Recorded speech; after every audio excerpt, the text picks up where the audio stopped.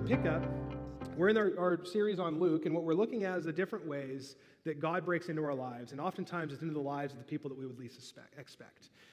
And today, this story is actually a part of three parables. We have the lost sheep, the lost coin, and the lost son. And it's coming off of the Pharisees, the religious leaders of the time, the kind of the staunch Jewish leaders that have it all figured out. They see Jesus eating with quote-unquote sinners and tax collectors. So he's sitting and being with and eating with and drinking with and celebrating with and laughing with people who are on the outside of religion, people who did not fit inside the church, people who are outside of the faith tradition that the Jewish religion knew. And then he responds to them with these three parables, this being the third in the series. And it starts off and he says this: large crowds were traveling with Jesus, and turning to them, he said, nope, he didn't say any of that. That was last week. Do you guys remember? You remember that? You remember those? Yeah, we did that last week. I'm so glad you guys caught that. So, it said this: there was a man who had two sons. The younger one said to his father, "Father, give me my share of the estate." So he divided his property between them. And if we just have that image up, Kelly, we'll start here. With this image in mind, think about a young man going to his father and saying, "Give me my inheritance." Any of you who might be parents, maybe you have a 10-year-old who's ready to start driving. And they come to you and say, "Hey, give me the keys in the car now." But somehow built into that will, that means that they would get the keys in the cars once you died. And they're like, "Yeah, no, I get it. Give me the keys now. I want this more than I want you." Essentially, the son is coming to his father saying, "I want my inheritance now," which was something reserved for the father passing mostly. And he's the older son, so he would get double the inheritance. And very quickly, he's created a value in which says, the things I'm about to receive are more valuable than my relationship with you. So just sit with the image for a second. What stands out?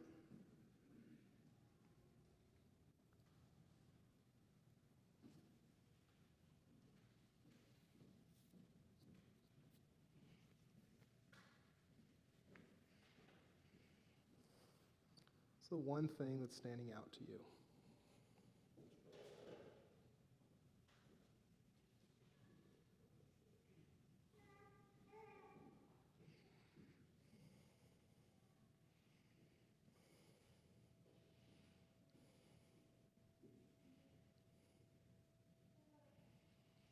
And what's so interesting about this is that no matter how insulting this is to the father, he divided his property between them. He gave the son exactly what he was asking for. And then it says, not long after that, the younger son got together all he had. He set off for a distant country and there squandered his wealth in wild living. After he had spent everything, there was a severe famine in that whole country, and he began to be in need. So he went and hired himself out to a citizen of that country, who sent him to his fields to feed the pigs. He longed to fill his stomach with the pods that the pigs were eating, but no one gave him anything. When he came to his senses, he said, "How many of my father's hired servants have food to spare, and here I am starving to death? I will set out and go back to my father and say to him, 'Father, I have sinned against heaven and against you. I'm no longer worthy to be called your son. Make me like one of your hired servants.' So he got up and went to his father."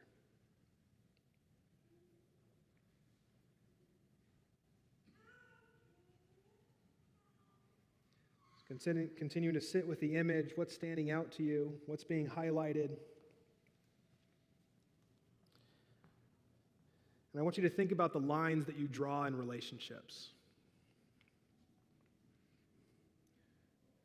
How quick are you to draw lines with other people? Where they've done wrong, they've done something you don't agree with. They're living life differently than you. They're not meeting expectations. How quick are you to draw lines with other people? Maybe you've had lines drawn with you. You've just gone a little bit too far over the edge and someone was fed up with it. They warned you. There's been cut off. There's been relational breakdown. Even if it hasn't been severed completely, we just start to operate differently in that relationship. I have a couple right now where I'm pretty angry with somebody, and then I just want to treat them differently. I want to respond in certain ways to get them back, to make them pay. How quick are you to draw lines with other people that have offended or are doing things differently?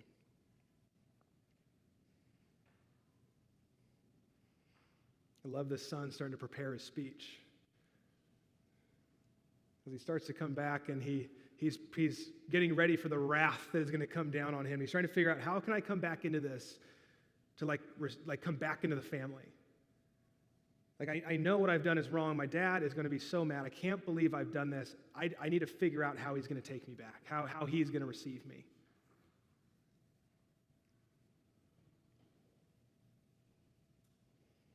You can imagine him walking back and, okay, Father, I've sinned against, no.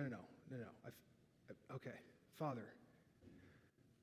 And he's practicing and he's thinking through every little thing, and because every word's going to count, because his dad's probably going to punch him, and he doesn't want that to happen. But while he was still a long way off, his father saw him and was filled with compassion for him. He ran to his sons, threw his arms around him, and kissed him. The son's practicing his speech, and all of a sudden he can kind of see his father. He's like, is that dad? And then he sees him running, and he's probably starting to prepare to is he going to tackle me? This isn't going to end well. He's coming at me. He is so mad that he is hiking up his dress. That is a very emasculating thing for a man of that day. To even run and pick your feet up in that way is actually a dishonoring position to be in. The dad is actually vulnerably putting himself out there to run towards the son who has taken everything from him but a relationship. The son said to him, Father, I have sinned against heaven and against you. I'm no longer worthy to be called your son. But the father said to his servants, quick, bring the best robe and put it on him. Put a ring on his finger and sandals on his feet. Bring the fattened calf and kill it. Let's have a feast and celebrate. For this son of mine was dead and is alive again. He was lost and is found. So they began to celebrate. Again, looking at the picture, Rembrandt draws the father receiving this prodigal son back, and there's some other people standing around. And what we read there is kind of the end of Act 1. We all know the son, he receives him back, he loves him, they throw the party. He gets the robe and the ring. He does all the things to dignify restoration. The son has been restored before he could even finish his sentence. But then there's an Act 2. And this figure is the other brother who has stayed behind. And I'm guessing at different times in life, some of us can resonate with this younger son, I know I can. Or the older son, I know I can. The one that has run off and done everything to dishonor his father, to dishonor his family. And what we've needed most is someone to receive us back and to say, you are forgiven, you are restored, you were never not a part of a family. And then I can also resonate with this one. Meanwhile, the older son was in the field. When he came near the house, he heard music and dancing. So he called one of the servants and asked him what was going on. Your brother has come, he replied, and your father has killed the fattened calf because he has him back safe and sound. The older brother became angry and refused to go in. So his father went out and pleaded with him. But he answered his father, look, All these years I've been slaving for you and never disobeyed your orders. Yet you never gave me even a young goat so I could celebrate with my friends. But when this son of yours, who has squandered your property with prostitutes, comes home, you kill the fattened calf for him."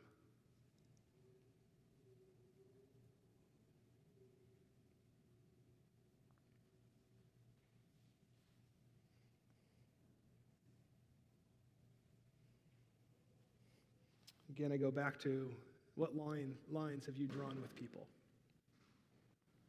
Where you've been hurt, or you've been stabbed in the back, or you've been insulted, or you've been abandoned. What lines have you drawn? And maybe what lines have been drawn with you? And again, looking at the picture, what stands out? Who do you resonate with this morning?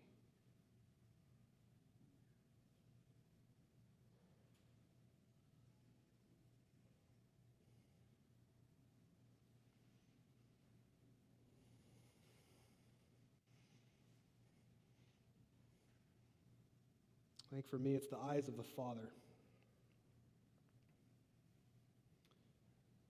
It almost seems like there's like an exhaustion and a burden that has been released, as he's been able to wrap his hands around his son, who he loves so much, to even give him the inheritance, to know that it was going to go so bad. And there is just this relief in his eyes, but a weariness and a heaviness because it's exhausted. And I'm sure the exhaustion to have the other brother standing over the shoulder demanding that maybe he punish the son rather than receive him back, to cast him out rather than to restore him in relationship.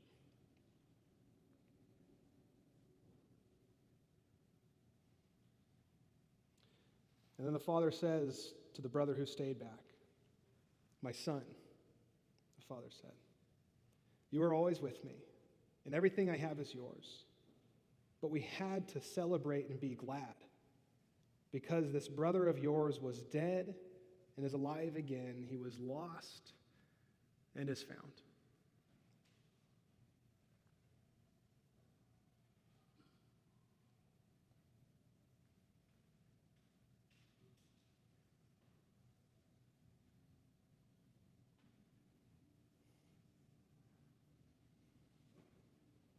As you consider maybe the lines you've drawn of someone that's just gone too far, and this isn't including abuse and violence because that is too far. I think a part of what Jesus is communicating here is a God that has more mercy and more compassion and more forgiveness than we can ever understand. And he's saying to the brother that stayed behind, can you value what I value? Can you value that I love even those that are so far off, those that in your mind have done it so poorly, and they're doing it so bad, and they just can't figure it out, and they continue to mess up? Can you value that my heart is longing to throw a party for them, to restore them? And can you receive the good news that you've always been with me? And to invite more in, to restore more, to redeem things, has nothing to do whether you've been here or not. Can you value what I value? As you sit here this morning, you might, again, identify more with the son that ran off. You might need some form of reconciliation to come towards you, restoration to come to you, forgiveness to come towards you. To actually, when you're thinking about, how do I say this, and wrath is going to come down on me, I've gone too far, you can actually start believing that there could be a form of compassion on the other side. Can you receive that from God first? And then maybe you're the one that's been there the whole time. And you look at other people, it's like they just, come on, like figure it out, get it together. How could you have done this? I'm going to make sure that you know how bad you messed up before I take you back.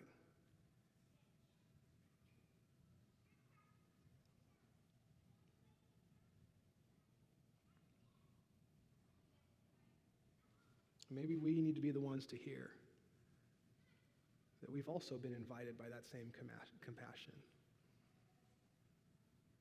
That we can value that God has always had us close, that he's always there, and that he values everybody so much that my position just doesn't matter, and that I can participate in life with so many more people, those that I've ruled out. Henry Nouwen wrote a small book on this that's beautiful. It's actually, I think, his most popular writing based on sales. And here's where I want us to kind of walk away with. He quotes, "Though I am both the younger son and the elder son, I'm not to remain them, but called to become the father. Though I am both the younger son and the elder son, I am not to remain them, but called to become the father."